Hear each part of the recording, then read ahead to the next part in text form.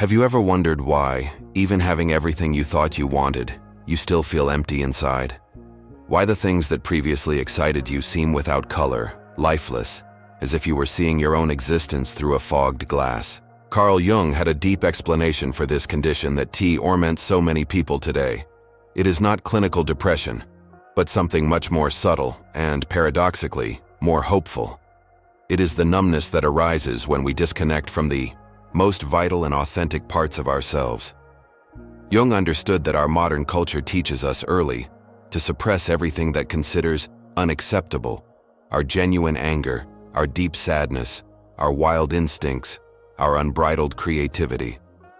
These parts of us, which Jung called the shadow, do not disappear simply because we ignore them. They go to sleep, hide in the depths of our unconscious, taking with them all the vitality and passion we need to feel truly alive. It is as if we had put the most powerful parts of our psyche. The result is that safe but hollow life that so many experience, an existence where we work, we meet our roles, but inside we feel actors playing a role we never really chosen. Jung would call this to live only from the person, that social mask that we develop to fit, while our true self, that authentic totality we are, remains asleep, waiting to be awake. The tragedy is not that we are broken. The tragedy is that we are living only a fraction of who we really are. This disconnection of our shadow is not a personal defect, but a symptom of a culture that rewards compliance on authenticity. Jung knew that when we systematically repress vital parts of ourselves, we created what he called a collective neurosis, an entire society living in a state of emotional and spiritual hibernation. But here is hope. What is asleep can be awakened, and the tools to do so have existed for millennia. Your breathing is the most direct bridge between your conscious mind and the depths of your unconscious, and most of us have forgotten how to use it. Jung understood that the body keeps the wisdom that the rational mind has lost, and conscious breathing is one of the most powerful ways of accessing that ancestral wisdom. It is not just air entering and leaving your lungs. It is a master key that can unlock years of stagnant emotional energy and reconnect with parts of you that you thought you lost forever. Most people live in a chronic state of fight or escape of low grade, with a superficial breathing that maintains the nervous system on constant alert. This limited breathing not only maintains physical tension, but also freezes emotions in the body, creating that feeling of being disconnected from your own feelings. Jung knew that when we repress emotions, we do not eliminate them. We simply store them in the body, where they continue to influence our lives from the shadows of the unconscious. Conscious breathing works like what Jung would call a transcendent function, a process that can unite the opposites of conscious and unconscious, mind and body, control and surrender. When you breathe rhythmic and intentionally, you are literally moving stagnant energy through your system, allowing repressed emotions to emerge safely and integrate consciously. It is as if you were sending a gentle but firm invitation in your shadow. It is safe to leave now. It's time for you to be seen and felt.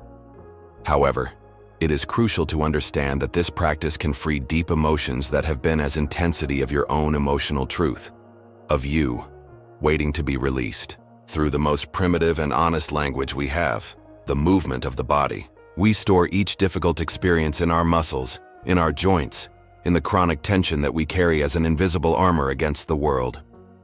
Know exactly what you need to heal and release. Of healing, and when you give permission to move freely, it begins to undo years of repression and disconnection. Get conscious the unconscious, direct your life and call it destiny. These words of Jung encapsulate perfectly why the writing of the shadow is one of the most powerful tools for personal transformation. Hidden in light, to give them space to speak, and to transform what has been your internal sabotage in your greatest source of power and creativity. More unbridled creativity.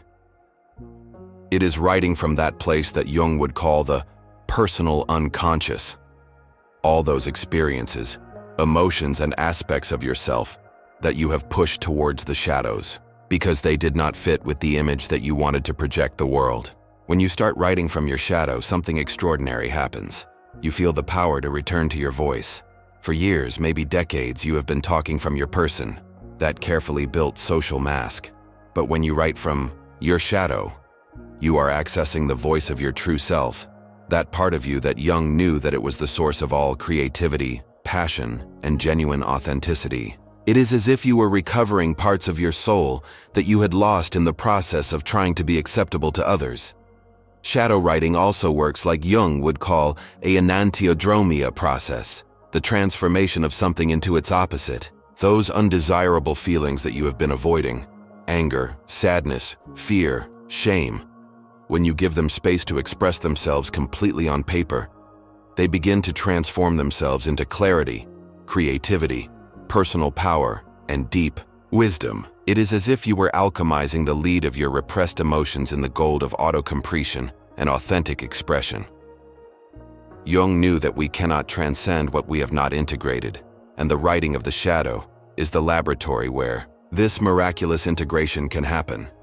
We live in a culture that literally profit with your numbness, and reconnect with all who you are is the most radical rebellion you can perform. Jung understood that the collective forces of society have an interest created in remaining disconnected from your personal power, from your instinctive wisdom, of your ability to feel deeply and think for yourself. A truly individual person, someone who has integrated his shadow and is living since his authentic self, is a threat to any system that depends on conformity and unconscious consumption. Every time you choose to feel deeply instead of numbing, every time you choose to decelerate instead of staying in the hamster wheel of constant productivity, every time you choose to hear the wisdom of your body instead of just your rational mind, you are committing an act of rebellion against a culture that wants to stay asleep. Jung knew that the individuation process, becoming who you really are, it is not just a personal trip. It is an act of service to the world, because an awake person raises collective consciousness simply because it exists in its truth. The entertainment industry, advertising, even many aspects of our educational and work system are designed to keep you looking for satisfaction out of yourself. They sell you the idea that the next purchase, the next achievement, the next distraction will give you that feeling of being alive that you long for. But Jung knew that true excitement, genuine passion for life, does not come from accumulating more external stimuli. Comes from being more present and more integrated with all parts of yourself, especially those that you have maintained in the shadows.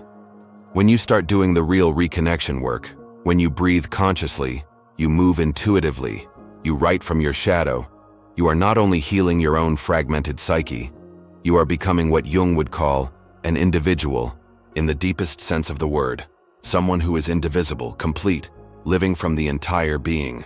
And in a world full of people living from fractions of themselves, your integrity becomes a light that others can continue back home towards themselves. Reconnection is not selfish. It is the most generous gift you can offer to a world that has forgotten what it means to be truly alive. If you have come here, it is because something inside recognizes the truth of what Jung taught us. That your numbness is not a failure, but a sign that vital parts of it are waiting to be woke up. The modern dormance you experience is not the end of your story, is the pause before the deepest transformation of your life. Jung knew that when we feel more lost, more disconnected, more empty, it is precisely when we are closer to finding our true self, that authentic totality that we have been looking for in all the wrong places. The three tools that we have explored, conscious breathing, intuitive movement, and shadow writing, are not simply techniques. They are invitations to a completely new way of existing. They are ways to rebel against a culture that wants to stay asleep and claim your right birthright to feel deeply, to move freely, to express yourself authentically. When you start integrating these practices into your life, you are not only healing your own fragmentation, you are becoming what Jung would call a lighthouse of individuation in a world that desperately needs more people awake and complete. Now I want to listen to you. Which of these Jungian tools resonated more deeply with you? Have you ever felt that call from your shadow asking to be integrated? Or have you experienced moments where your real self peeked through your person's mask? How is your own individuation process manifesting at this time in your life?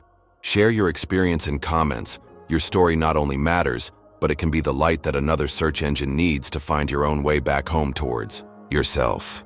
If this content has touched something deep in you, If you feel that finally someone is speaking the language of your soul and validating experiences that you thought you only had, then this channel is your home.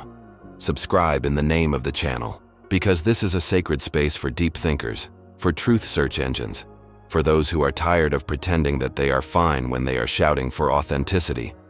Like this video if Jung has illuminated something on your way, and activates notifications, because every week we explore more deeply in the mysteries of the human psyche and spiritual awakening.